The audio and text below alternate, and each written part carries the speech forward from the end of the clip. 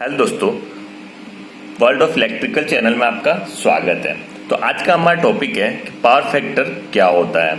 तो दोस्तों, इस सवाल का जवाब जानने से पहले मैं आपको बता दूं कि आपने सुना होगा कि किसी का पावर फैक्टर 0.8 है, किसी का 0.9 है। यह आप अक्सर मोटर की प्लेट पे देख सकते हैं। लेकिन पावर फैक्टर को समझने से पहले हमें तीन चीज की जरूरत पड़ेगी। पहला है वोल्टेज, दूसरा है करंट और तीसरा जो है वो है हमारी फ्रीक्वेंसी। ठीक है, अब इन तीनों चीजों को पहले हमें समझना पड़ेगा। तो वोल्टेज और करंट के लिए मैं मान लेता हूं जैसे हमारी वायर सप्लाई होती है, तो उसमें कोई वायर जा रहा है इस वायर में, तो इसमें वोल्टेज भी फ्लो हो रहा है और करंट भी फ्लो हो रहा है। ठीक है, लेकिन इसमें फ्रीक्वेंसी के बारे में मैं आपको अलग से समझा देता हूँ कि हमारा जो वोल्टेज होता है वो करंट को धक्का देता है, इसीलिए हम वोल्टेज को इलेक्ट्रोमोटिक फोर्स भी बोलते हैं। ठीक है, तो ये हमारा वोल्टेज और करंट हो गया। फ्रीक्वेंसी को मैं आपको एक अलग तरीके से समझा देता हूँ कि फ्रीक्वेंसी क्या होती है। तो फ्रीक्वेंसी को समझने के लिए हमारे दो टाइप की सप्लाई होती है, एसी और डीसी सप्लाई। तो अब डीसी सप्लाई में फ्रीक्वेंसी नहीं होती है, जबकि एसी सप्लाई में फ्रीक्वेंसी होती है। तो हमारे इंडिया में जो फ्रीक्वेंसी यूज होती है वो 50 हर्ट्ज होती है, और वो क्यों होती है उसका वीडियो का लिंक मैं ऊपर आई बटन में दे रहा हूँ।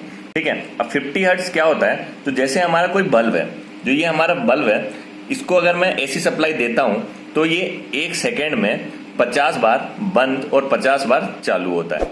ठीक है, ये हमको नहीं दिखता है। और अगर उसी तरीके से अगर इसमें मैं 60 हर्ट्ज देता हूँ, सप्लाई देता हूँ, तो ये 60 बार बंद और 60 बार चालू होता है। इसको हम एक वेव फॉर्म में समझ लेते हैं कि जैसे एक वेव फॉर्म है, तो ये वोल्टेज का वेव फॉर्म है और ये करंट का वेव फॉर्म है।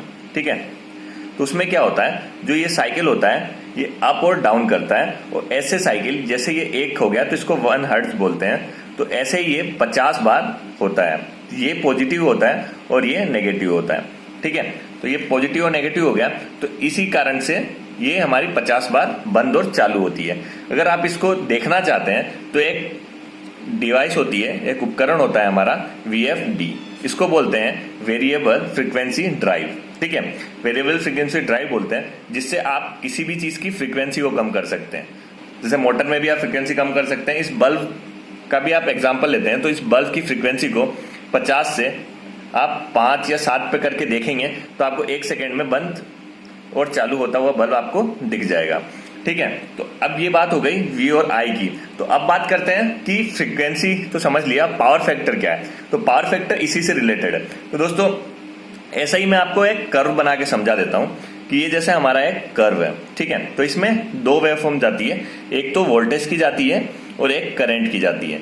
तो जब भी हमारा वोल्टेज और करंट यहां से स्टार्ट होता है और यहां फिनिश होता है, वैसे ही यहां से स्टार्ट होकर यहां फिनिश होता है। ठीक है, और ये 50 बार फ्रीक्वेंसी में होता है।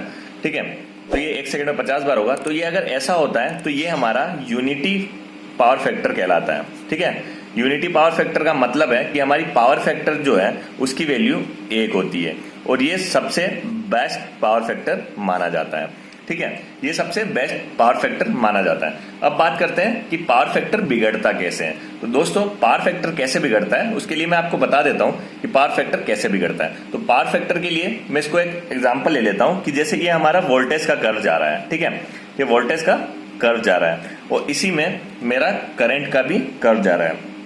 ठीक है, करंट का कर्व जा रहा है जो इससे थोड़ा सा आगे या पीछे हो गया। ठीक है, तो इसके बीच का जो डिफरेंस होता है जनरली हम उसको पावर फैक्टर बोलते हैं। ठीक है, तो ये जो डिफरेंस है ये पावर फैक्टर कहलाता है। वोल्टेज और करंट के बीच में जो डिफरेंस होता है ये होता है हमारा पावर फैक्टर। लेकिन आप इसको अच्छे से समझने के लिए वीडियो को पूरा देखिएगा, क्योंकि ये इंटरव्यू में भी अक्सर पूछा जाता है। तो दोस्तों, पावर फैक्टर कैसे बिगड़ता है और कैसे सही होता है उसके लिए हम बात करते हैं कि लोड के ऊपर, हमेशा लोड के ऊपर। तो जो लोड होते हैं वो 3 टाइप के होते हैं। ठीक, तो ये जो लोड होते हैं वो पहला होता है रजिस्टिव लोड, दूसरा होता है इंडक्टिव लोड और तीसरा होता है कैपेसिटिव लोड। तो ये रजिस्टिव लोड होता है, इसमें तो हमारा पावर फैक्टर यूनिटी रहता है, मतलब पावर फैक्टर 1 होता है, और पावर फैक्टर 1 होना मतलब पावर फैक्टर बेस्ट है। ठीक है, और इंडक्टिव लोड यही सबसे खराब लोड होता है। ठीक है, ये हमारे पावर फैक्टर को खराब कर देता है। ठीक है। और ये कैपेसिटिव लोड होता है जिसमें हम कैपेसिटर यूज करते हैं, ठीक है। तो इसमें हम कैपेसिटर यूज करते हैं। अब बात करता हूं कि इस लोड से क्या फर्क पड़ता है। तो जो हमारा रजिस्टिव लोड होता है वो क्या होता है, हीट होने से किसी चीज को लाल कर देता है। मतलब कोई चीज गर्म होती है तो उसको लाल कर देता है। जैसे कि हमारे घर में बल्ब होते हैं, ठीक है, बल्ब होते हैं, हमारा हीटर होता है, और यहाँ तक कि हमारा प्रेस होता है जिसको हम गर्म करके यूज लेते हैं, तो हमारा जो प्रेस होता है, ठीक है। तो ये हो गया रजिस्टिव लोड जिसका पावर फैक्टर सबसे बेस्ट होता है, ठीक है, पावर फैक्टर बेस्ट होता है। दूसरा इंडक्टिव लोड जो हमारे इसको खराब करता है। उस केस में क्या होता है कि ये जो हमारा कर्व है इसमें जो वोल्टेज का चीज है, ठीक है, वोल्टेज जो करंट का जो बनता है उसमें क्या होता है कि ये जो हमारा करंट है ये क्या होता है, वोल्टेज से पीछे रह जाता है, ठीक है। ये हमारा वोल्टेज का जो कर्व है उससे करंट पीछे रह जाता है।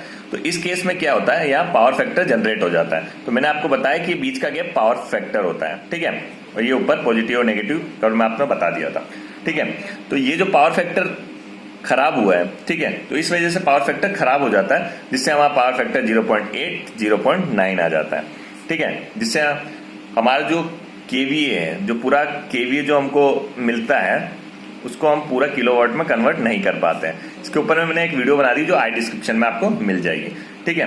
तो अब तो ये इंडक्टिव लोड में ये जो होता है इसको हम बोलते हैं लेगिंग, और ये भी एक पावर फैक्टर का टाइप है, ठीक है। पावर फैक्टर हमारे 3 टाइप्स के होते हैं जिसमें ये लेगिंग होता है, ठीक है। जिसमें लेगिंग मतलब जो हमारा वोल्टेज है वो करंट से पीछे रह जाता है, ठीक है। अब कैपेसिटिव लोड की बात करते हैं। तो उस कैपेसिटिव लोड के केस में क्या होता है कि ये जो हमारा कर्व है उसमें क्या होता है, ये हमारा जो वोल्टेज है, ठीक है, ये मैंने थोड़ा गलत बना दिया, थोड़ा अप डाउन ज्यादा कर दिया, ठीक है।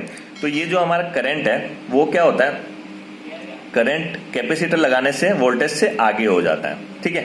तो इसी केस में जब ये पीछे रहता है तो इसको हम ऐसे आगे कर लेते हैं, तो जिससे ये मेंटेन हो जाता है और हमारा पावर फैक्टर 1 ऑलमोस्ट अचीव हो जाता है कैपेसिटर लगाने से, ठीक है।